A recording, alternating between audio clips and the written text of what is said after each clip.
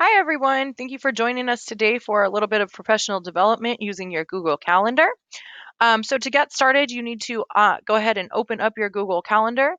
And once you are in Google Calendar, you are going to, first thing is come up here in the right-hand corner to check to make sure that you're in the account that you're hoping to be in. So again, I want to make sure I'm in my Lancaster account so that all the changes and things that I'm working on right now are on my Lancaster account, not a personal account. In addition to your Google Classroom, will be using your calendar that is within your Lancaster provided email address. So you want to make sure you're in that account.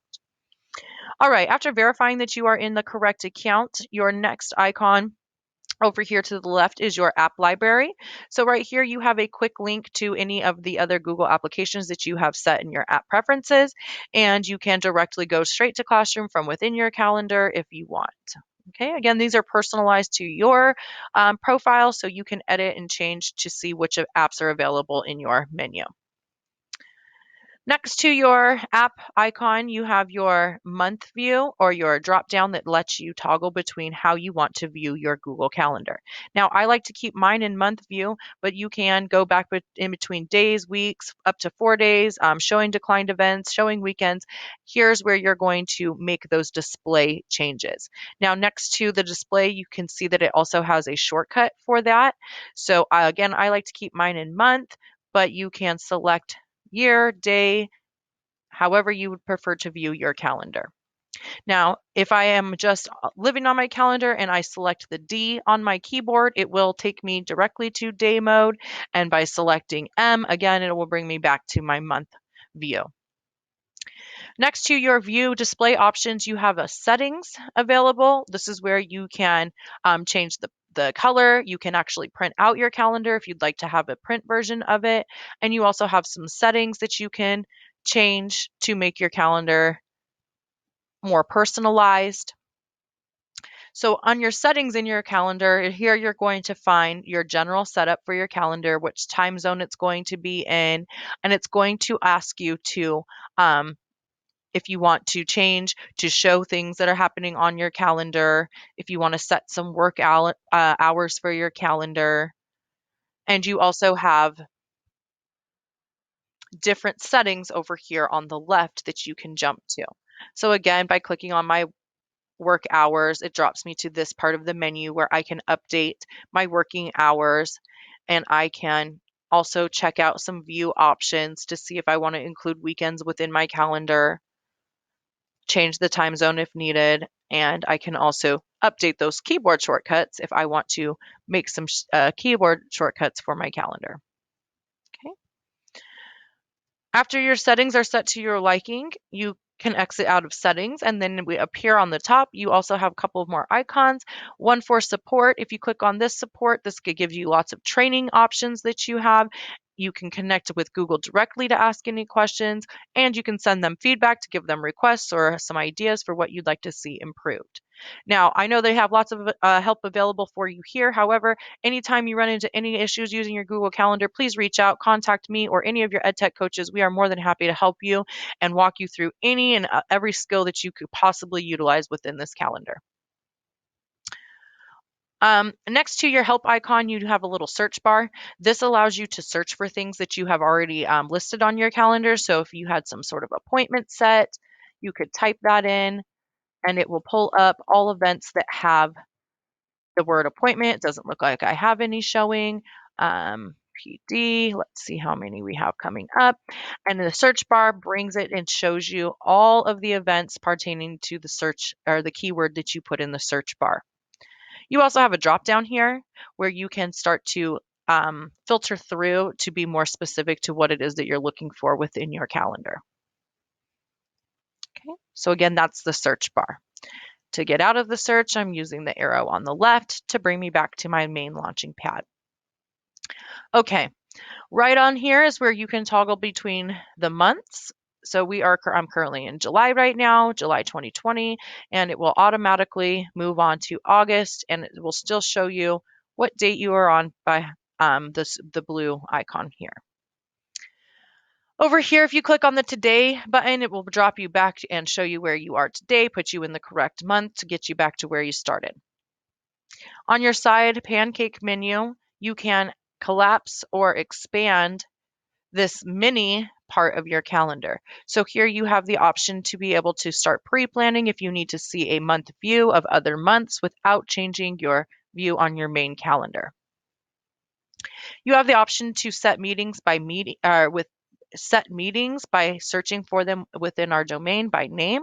So if I wanted to make an appointment with Sarah, I can begin typing in her name, finding her, and then it will pull up a little snapshot preview of her calendar. If she had it set up for use, then I could begin to attempt to find a date for us to be able to meet together. So the meet with just allows you to preview other people's calendars so that you can set up appointments with them.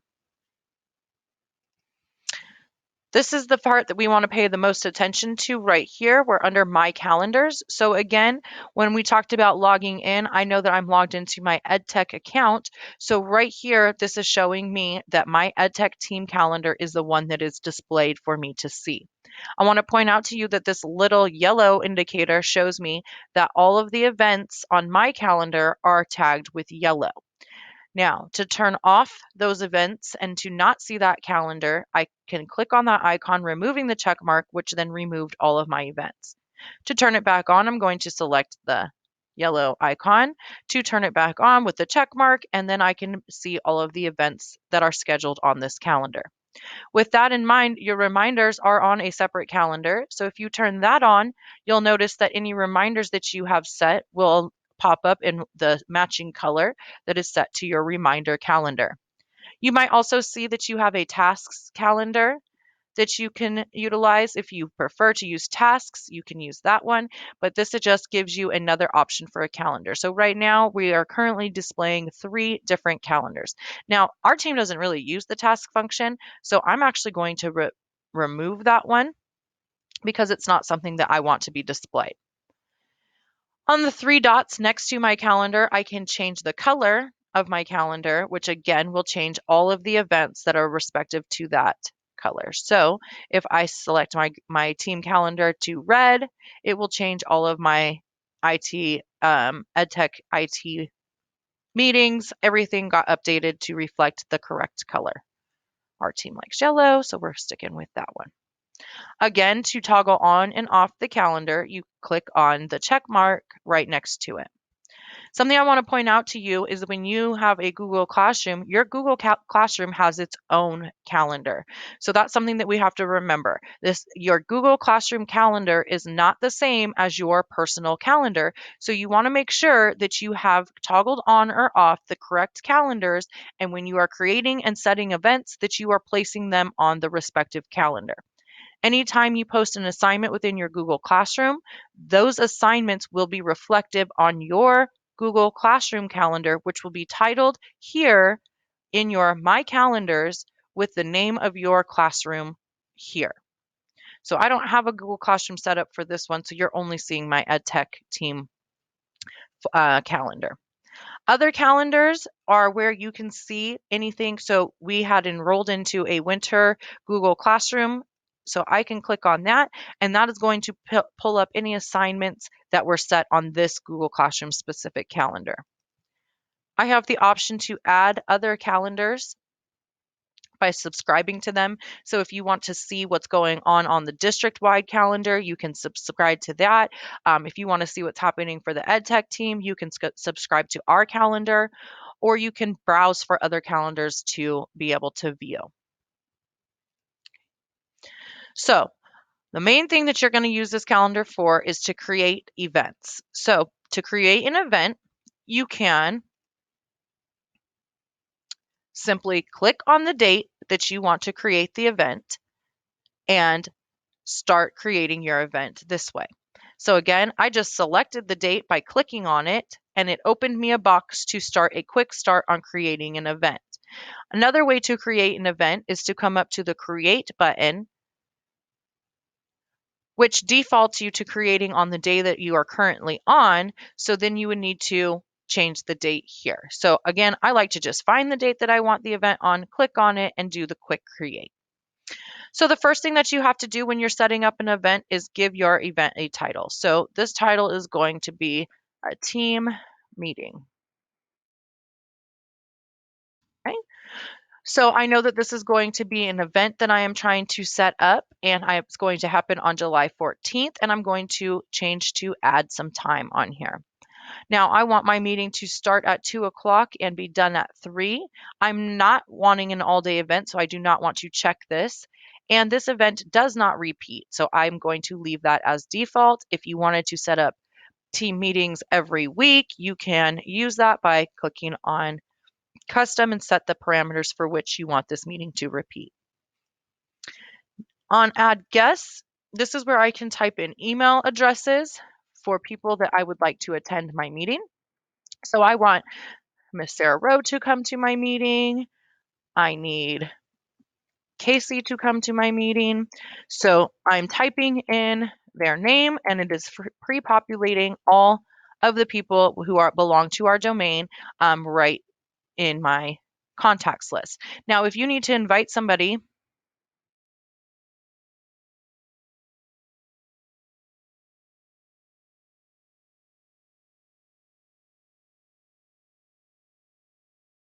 outside of our domain, you can do so by adding in the email address. It just won't pre-populate it for you as nicely as it does when they're already part of our domain. Notice when I put in their names, they did pop up so I can kind of have a preview of what's going on their calendars. So Sarah is highlighted in green, which is showing me that her calendar is populated in green behind it. Casey's calendar in gray, I can see her events. So I can have a kind of an idea, are they even going to be able to make this appointment that I'm attempting to set up? Now, right here, I can give my guests the permissions to invite others or just leave it private to me. So if I do not want them to extend this invite, I would want to uncheck that. And if I want to not tell them who's coming to the meetings, then I would also want to uncheck that. I don't mind if they see, I don't mind if they invite others. I also don't mind if they modify my event, but just be aware that if you click modify event, anybody invited has the option to change the time, the location, or any of the parameters of the meeting. Okay. Next up, you have your option to add video conferencing. Now, this is where you're going to schedule any video conferencing that needs to happen on your calendar. You can also schedule within the respective platform itself, or if you find it easier to just use the setup through Google Calendar, that would totally work too. So you can set up your event and select what kind of video conferencing you want to utilize. It will ask you to log in, and then it will have a live link to your WebEx meeting. Here you can add a location for your meeting. So if you have a place that you are going to be meeting, you can add a location here to let everybody know where you'd like your meeting to happen. In the notes section, you can include the reason for the meeting or any other information that you want the attendees to have. This meeting, we will discuss upcoming PD. Okay, give them a little note. I can also give them a link if there was something I wanted them to check out before the meeting. I could also add an attachment if needed. By clicking on more options, you're going to get to a window that gives you a little bit more of a breakdown of what is happening for this event. Here you can also change this. We default to my defaulting to busy. If I want this to show as free to other people, I can change that here. And here's where I can change my visibility to my calendar, or to this event, I should say, within the calendar. So right now it's defaulting, which means publicly everybody will be able to see my scheduled event. But if I needed this to be a private event, I could do so by switching this to private. Once I have made sure that all of the parameters are the way that I would like them for my meeting, I'm going to save this event, and I have the option to send out an email to notify these guests that I invited them to the event. So normally I'm going to press send so that my teachers are notified of the event that I am trying to schedule. Notice now that my event is completed, I see it on my calendar in the yellow color because it was created on my EdTech team calendar. And if I click on that meeting, I can see everything that was just created, as well as add any additional notes that I want to on my meeting. I can also edit this event, which takes me back to the original setup, so I can change anything that needs to be updated. By clicking on the event, I also can just delete it quickly here if I no longer need this meeting. I can quickly email the guests that are on my guest list to give them a reminder of the meeting or to ask them questions. And I have more options where I can change the owner of this event, I can duplicate it, or I can even print out the invitation or the notification. Okay, so again, when your Google Calendar is connected to your Google Classroom, you're going to see that you have the option to toggle on and off that calendar here, and you want to make sure that when you're setting up events, you're putting them on the correct calendar.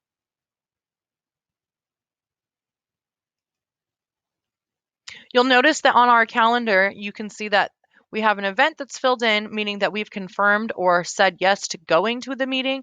And then you can see that this one has it has the yellow circle indicating that it's on my calendar, but this event actually hasn't been responded to.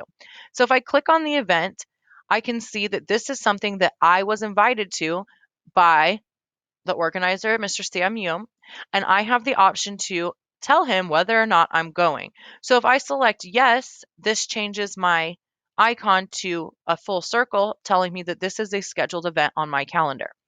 If I select maybe, it leaves it as a hollowed circle with little lines through it saying that I responded with a maybe. If I respond no to the event, it crosses it out, but it still leaves it on my calendar for me so that I had a reminder that there was something that I was invited to there. If you don't want to see your declined events, that is a setting that you can turn off in settings so that you will no longer see it once upon pressing no to the RSVP.